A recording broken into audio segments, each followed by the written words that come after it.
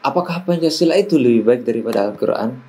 Jika Anda disuruh memilih, Anda lebih memilih Pancasila atau Al-Quran? Apakah benar Pancasila itu tidak sesuai dengan prinsip-prinsip Islam? Jika memang sesuai, lalu bagaimanakah cara mengamalkan Pancasila secara sederhana? Bismillahirrahmanirrahim. Assalamualaikum warahmatullahi wabarakatuh. Inilah cara sederhana mengamalkan Pancasila. Yang pertama adalah menghargai agama orang lain. Menghargai agama orang lain dapat dilakukan dengan beberapa cara. Di antaranya adalah menghargai ibadah agama orang lain. Yang kedua, menghargai hari-hari besar agama orang lain, seperti hari Natal. Hari Natal merupakan hari besar bagi Nasrani, tanggal 25 Desember. Dan orang Muslim tentu menghargainya dengan cara gimana? Dengan cara liburan. Kemudian hari besar untuk agama Islam seperti bulan Ramadan, hari Idul Fitri dan Idul Adha, di mana pada saat itu kalender nasional juga libur dan umat Nasrani juga ikut menghargai dengan cara apa? Menghargai bulan Ramadan dengan cara tidak makan di siang bolong di khalayak umum.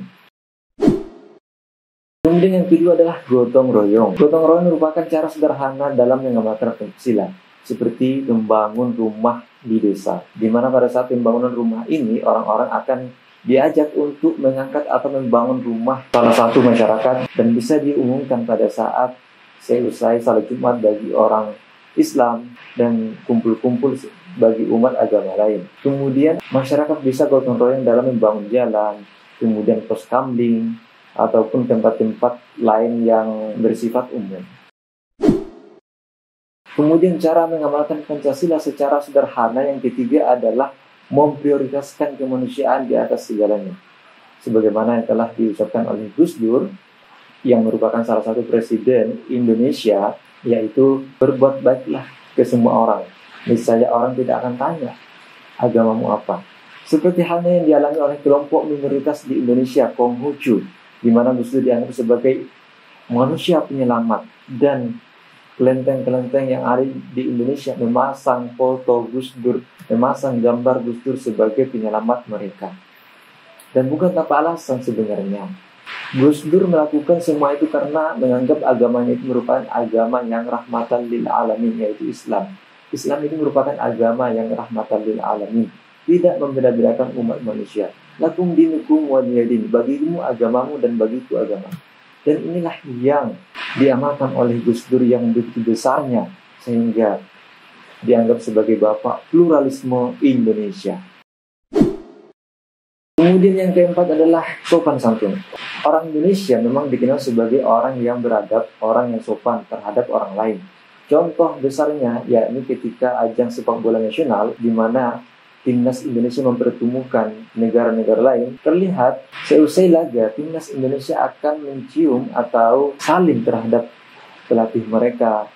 Bahkan pernah terlihat pemain timnas Indonesia saling terhadap pelatih Singapura. Dan ini merupakan pertunjukan yang sangat indah, di mana kesopanan masyarakat Indonesia itu ditunjukkan dalam ajang sepak bola. Sepak bola merupakan olahraga yang paling bergengsi di dunia.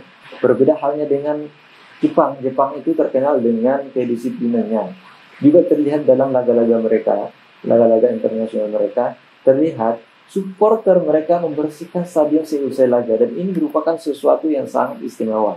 Seperti halnya Indonesia yang terkenal dengan kesopan santunannya, dan Jepang terkenal dengan kedisiplinannya. Itulah 4 cara sederhana dalam mengamalkan Pancasila. Jadi pertanyaan di awal, apakah Pancasila itu sesuai dengan prinsip Islam? Tentu saja sesuai. Apabila Anda ditanya apakah milih Al-Quran atau Pancasila, sebenarnya pertanyaan ini menjebak dan tidak perlu ditanyakan. Kenapa? Saya beri contoh seperti ini. 2 ayam ditambah 2 kambing sama dengan berapa? Tidak bisa dijawab karena pertanyaan itu tidak sepadan. Pancasila itu merupakan rumusan negara, sedangkan Al-Quran itu merupakan kitab suci yang dikeramatkan. Tidak bisa disamakan. Jadi milih Al-Quran atau Pancasila, pertanyaan itu tidak perlu dikeluarkan. Jika Anda hanya memilih Pancasila, maka Anda akan dianggap sebagai anti-Islam. Sedangkan apabila Anda memilih Al-Quran, maka Anda akan dicap sebagai orang yang radikal. Oleh karena itu, jangan terjebak pada pertanyaan. Tidak semua pertanyaan itu perlu dijawab, karena kadang ada pertanyaan yang salah. Terima kasih, salam santun.